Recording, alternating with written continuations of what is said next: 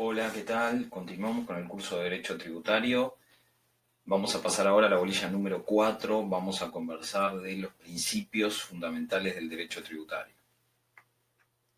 Bueno, el primer principio, seguramente no el más importante, pero tal vez el más relevante a los efectos teóricos, es el principio de legalidad. ¿Sí? El principio de legalidad es uno de los principios fundamentales del derecho tributario y tiene como fundamento principal la cuestión de que la creación, modificación y extinción de los tributos debe surgir de una ley. ¿Sí?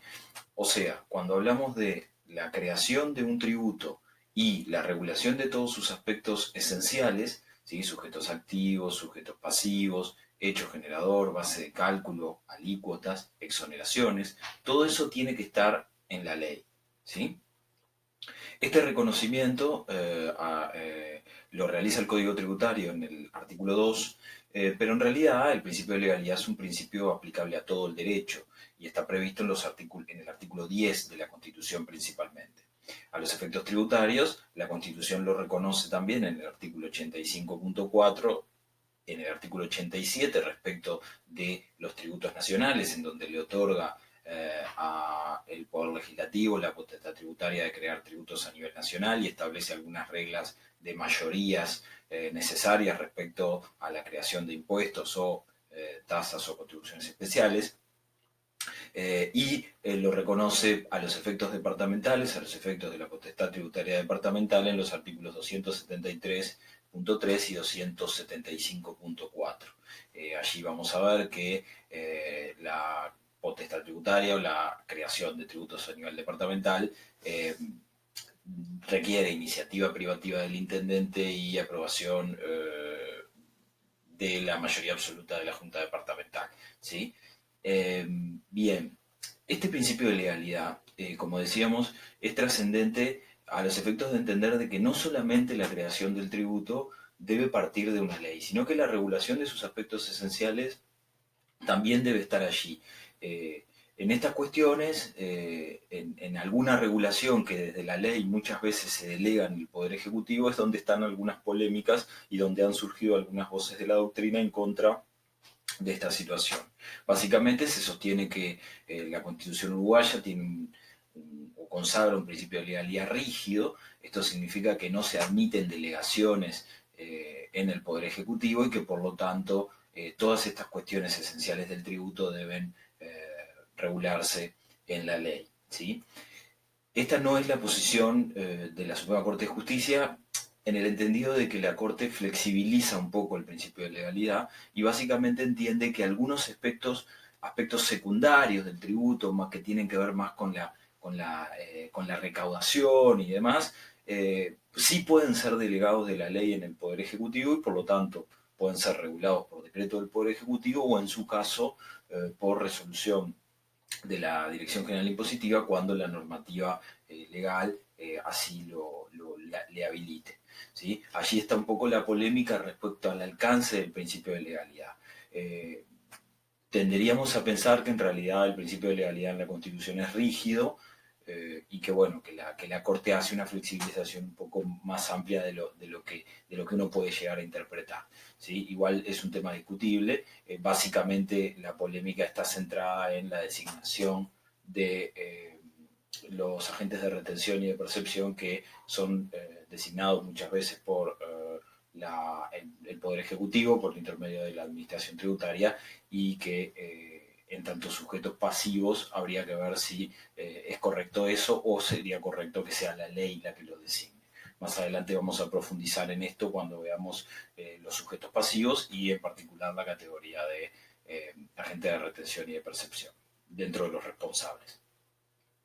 Bien, hay límites o excepciones a este principio de legalidad. ¿Por qué se le llaman límites o excepciones? Bueno, porque en realidad no vamos a tener una creación o regulación en la ley específicamente, sino que puede haber algunas cuestiones particulares a considerar. Una de ellos es el caso de las leyes de urgente consideración. Las leyes de urgente consideración son proyectos de ley enviados con ese carácter, con la declaratoria de urgencia, desde el Poder Ejecutivo al Poder Legislativo. El Poder Legislativo tiene un plazo límite para tratar ese proyecto, y en el caso de que no lo trate, se le venzan los plazos, el proyecto queda aprobado tal cual fue enviado por el Poder Ejecutivo. ¿Qué ocurre acá? Bueno, Valdés Costa entiende que en las leyes de urgente consideración pueden incorporarse artículos que refieran a cuestiones tributarias, y bueno, y aquí estaríamos, si se llegase a aprobar ese artículo por la vía de la ley de urgente consideración, ante un límite o excepción al principio de legalidad, en tanto en realidad el proyecto podría llegar a venir directamente del Poder Ejecutivo, y si se vencen los plazos, queda aprobado tal cual está sin que el Poder Legislativo lo trate. Por lo tanto, allí no hay un principio, si bien la ley termina teniendo el carácter de ley, hay una situación que es excepcional respecto de un tratamiento legislativo común y corriente de un tributo que se pretenda crear. Eso es señalado por Valdés como una particularidad. Bien. Una cuestión que tenemos que considerar respecto de este tema es la participación de la administración. ¿En qué medida la administración tributaria, y en su caso el Poder Ejecutivo, pueden participar a la hora de la regulación de los aspectos tributarios? Como venimos de decir, el principio de legalidad consagrado en la Constitución, reconocido en el artículo 2 del Código Tributario, parece ser rígido, o sea, parece que no diese demasiadas oportunidades a la administración tributaria de regular, de normar, de ampliar un poco el radio regulatorio de los tributos. Esto está regulado en el artículo 3, inciso 1 e inciso 2. ¿Qué dice el artículo 3, inciso 1? Nosotros este tema lo conocemos como potestades de la administración. Dice, bueno, el inciso 1 prevé que a partir de lo dispuesto en el artículo 168, numeral cuarto de la Constitución, prevé la facultad del Poder Ejecutivo de dictar por decreto normas de carácter general concernientes a la determinación, percepción y fiscalización de los tributos, siempre que no hubiere regulación legal al respecto. O sea, si no hay ley que regule las cuestiones que tengan que ver con la determinación, con la liquidación, con la percepción, o sea, el cobro y la fiscalización de los tributos, allí el Poder Ejecutivo puede dictar por decreto normas de carácter general que alcancen a determinados tributos. Si no hubiese regulación legal, si hubiese regulación legal, obviamente la ley, como dijimos en la clase anterior, está por encima de lo previsto, o en realidad tiene un valor jerárquico mayor que los actos administrativos, por lo tanto prima lo que está en la ley.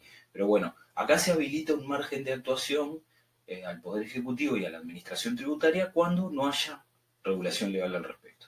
Y el inciso 2 profundiza un poco más en esto y dice, bueno, existe la posibilidad de que la Administración Tributaria, recordemos que la Administración Tributaria en el caso de la DGI es un órgano desconcentrado del Poder Ejecutivo, por lo tanto es un órgano que está por debajo en una estructura jerárquica en la que podemos concebir al Poder Ejecutivo. El Poder Ejecutivo es el órgano jerarca, por debajo están los desconcentrados y la Dirección General Impositiva es uno de ellos. Dice, bueno, la Administración Tributaria podrá impartir instrucciones de carácter general en los casos en que las leyes o los decretos dictados con arreglo a ellas lo autoricen y al solo efecto de facilitar la aplicación de dichas normas. O sea, si hay una ley o hay un decreto que le admite la participación a la administración tributaria, también podrá dictar normas de carácter general, reglamentos, que nosotros los vimos en clases anteriores, y solo a los efectos de facilitar la aplicación de las normas, o sea, de que lo que está previsto en la ley o en el decreto se cumpla, se lleve a la práctica. ¿Sí? Esa es la única posibilidad que tiene la Administración Tributaria para impartir instrucciones de carácter general. En segundo lugar tenemos el principio de igualdad. El principio de igualdad es un principio relevante a los efectos tributarios, que tiene la particularidad de que no tiene un reconocimiento en un artículo específico del Código Tributario, sino que como en el caso anterior, está reconocido en la Constitución y es aplicable al código, al derecho tributario, básicamente como sería aplicable a cualquier derecho en general. En el derecho tributario es trascendente porque vamos a ver que hay tres dimensiones en las cuales se manifiesta este principio de igualdad. En primer lugar, el principio de igualdad está establecido en el artículo 8 de la Constitución. Les remito a la lectura del artículo 8. Debemos plantear o concebir a este artículo 8 en el entendido de que la igualdad no significa la igualdad entre todos los habitantes, sino que significa básicamente el igual trato a aquellos que están en una situación de igualdad y el desigual trato a aquellos que están en una situación de desigualdad. ¿Sí? O sea, concebir el principio de igualdad como la igualdad entre todos los habitantes del Uruguay o de la República es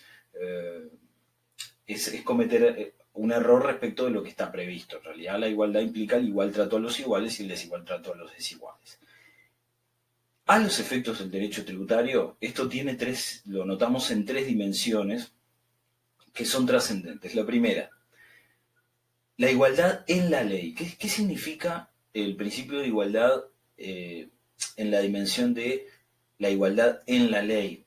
Bueno, la igualdad en la ley significa esto que que les estoy comentando. O sea, que a la hora de que se sancione una ley que regule o que cree algún tributo, los sujetos que están en igualdad de condiciones deberán ser tratados de forma igual a los que están, deberán ser tratados de forma igual. Y los que están en situación de desigualdad deberán ser tratados de forma desigual. A ver, nosotros cuando vimos los principios distributivos de los ingresos públicos hicimos alusión al principio de capacidad contributiva. El principio de capacidad contributiva, ¿se acuerdan? Dijimos que lo íbamos a traer a colación a los efectos del principio de igualdad, porque es la manifestación, o es el corazón de este principio de igualdad en el derecho tributario. ¿Qué era la capacidad contributiva? Era la aptitud que tenían los sujetos, los individuos, los habitantes de un país, de contribuir a los gastos del Estado. ¿Sí?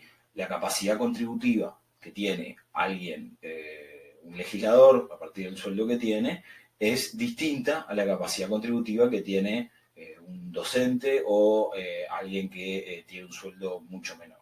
¿Sí? Por lo tanto, la capacidad para contribuir a los gastos del Estado va a ser distinta. ¿Qué es lo que pretende la igualdad en la ley?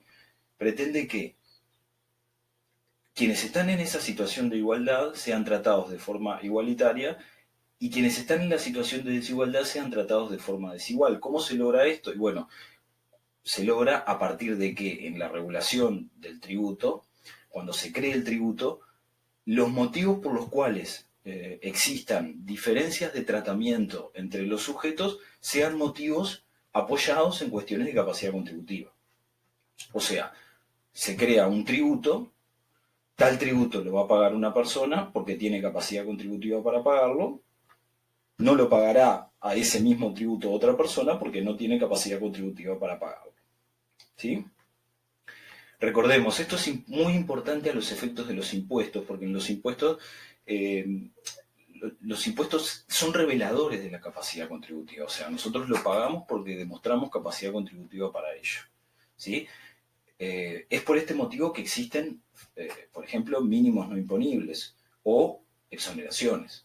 Porque el legislador entendió que debajo de un determinado monto no existe capacidad contributiva para abonar el tributo y por lo tanto se lo deja fuera del pago. Y lo mismo ocurre con las exoneraciones. Determinada situación merece ser exonerada porque merece ser tratada de forma desigual al resto del universo. ¿Sí?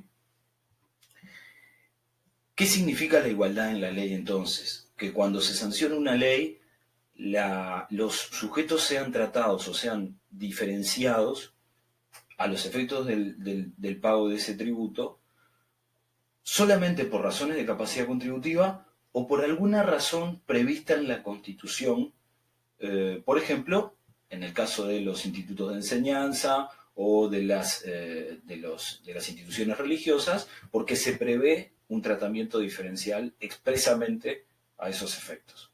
¿Sí?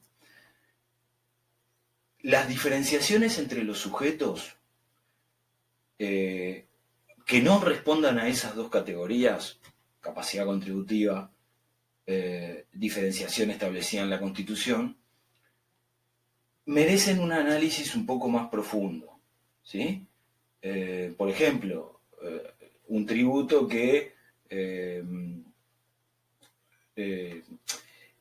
la ley que lo crea establece que lo deben pagar determinadas personas y otras no, ¿sí? Por ejemplo, el caso reciente que estamos viendo del fondo coronavirus. Bueno, ¿qué ocurre allí? Se estableció un tributo que lo van a pagar los sueldos altos de la función pública. Bueno, ¿qué ocurre allí? La diferenciación entre función pública y función privada, ¿es admisible? ¿Estamos apoyados en algún criterio de capacidad contributiva? ¿Estamos apoyados en algún criterio de diferenciación constitucional que establezca la diferencia entre funcionarios públicos y funcionarios de la órbita privada?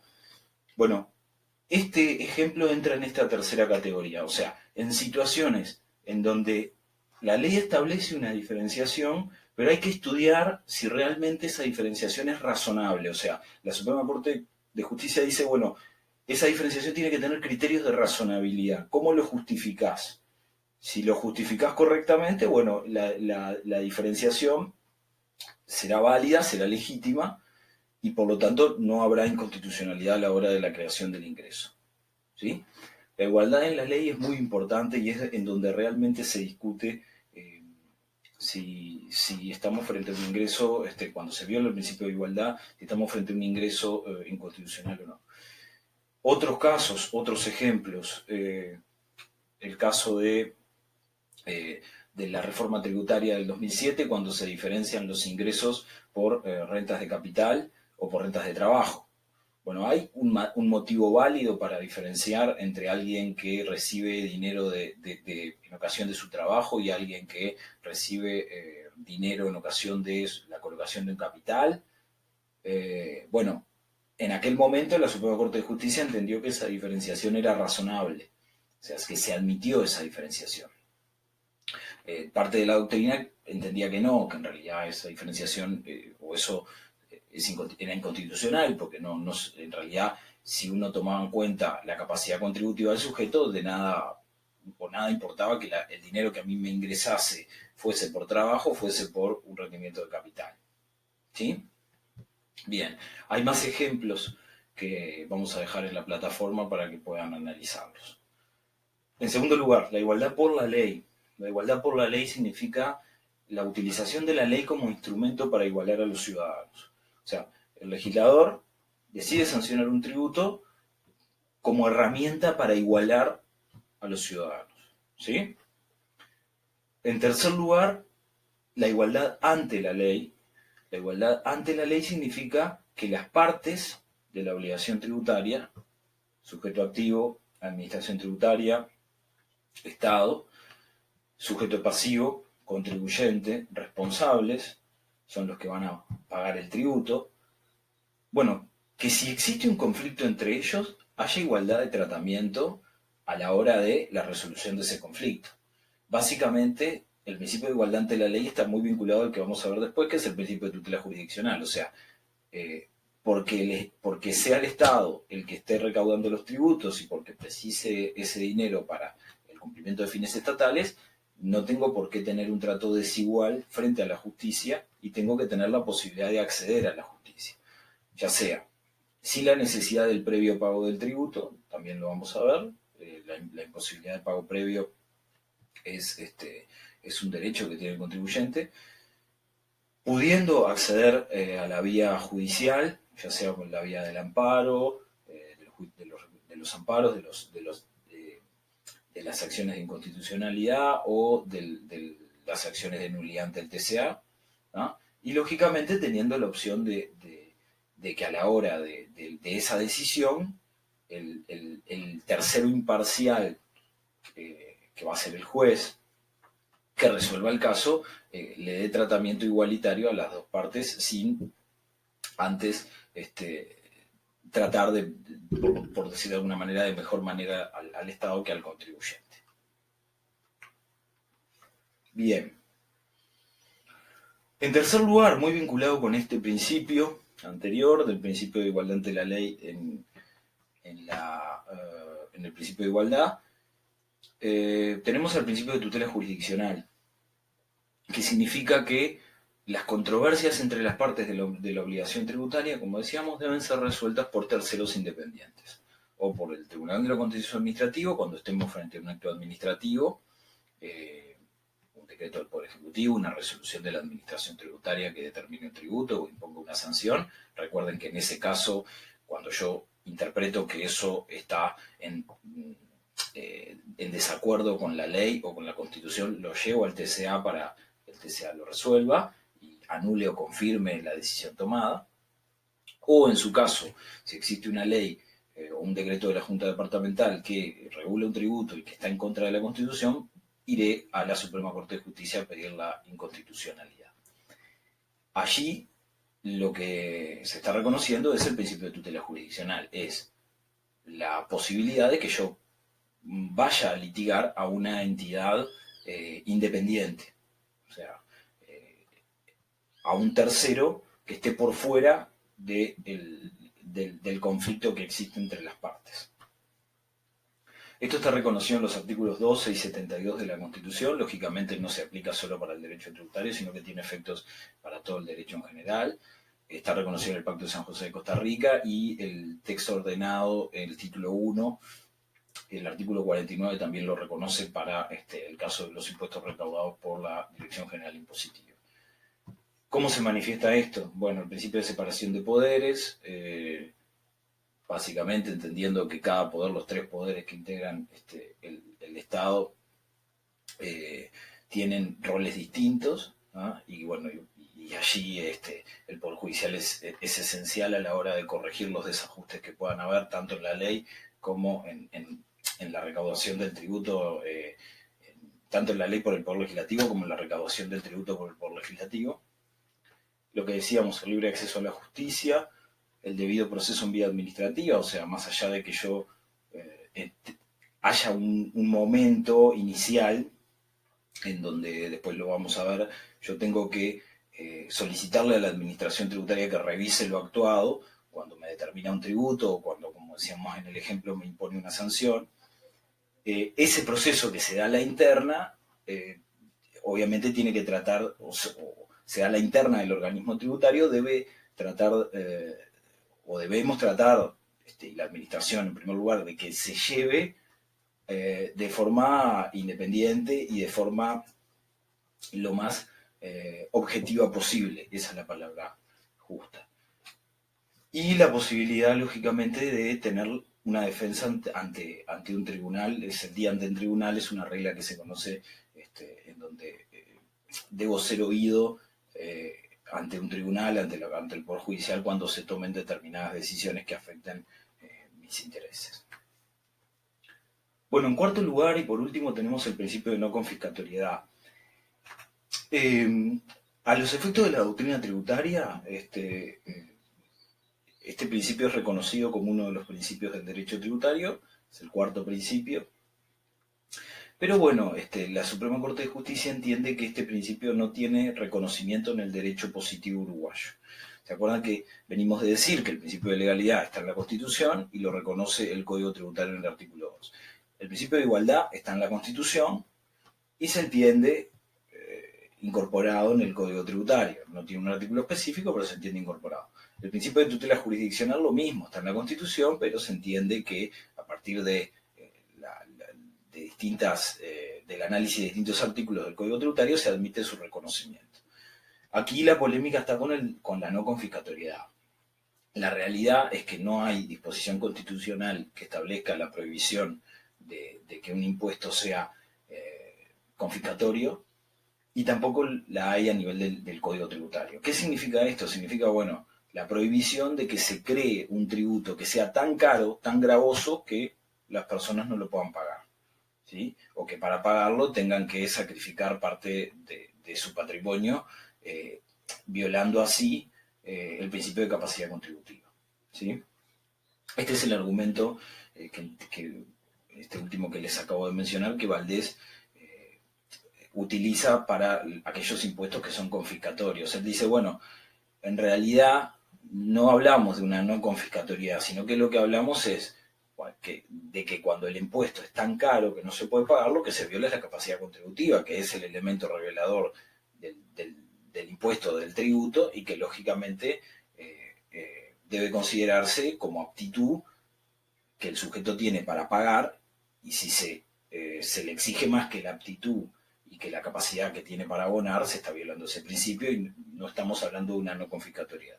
Bueno, esta posición es un poco la más admisible en el entendido, creo yo, del análisis de todos los principios, porque bueno, como decíamos, es la consideración de la violación del principio anterior de igualdad. Peirano y además consideran que un impuesto confiscatorio viola el derecho de propiedad del artículo 7 de la Constitución sin seguir los procedimientos de expropiación que están previstos en la Constitución. Profundícenlo en el resumen y en los documentos que dejamos, pero bueno, es un principio que debemos manejar con estas salvedades y manejando estas posiciones distintas de los distintos profesores.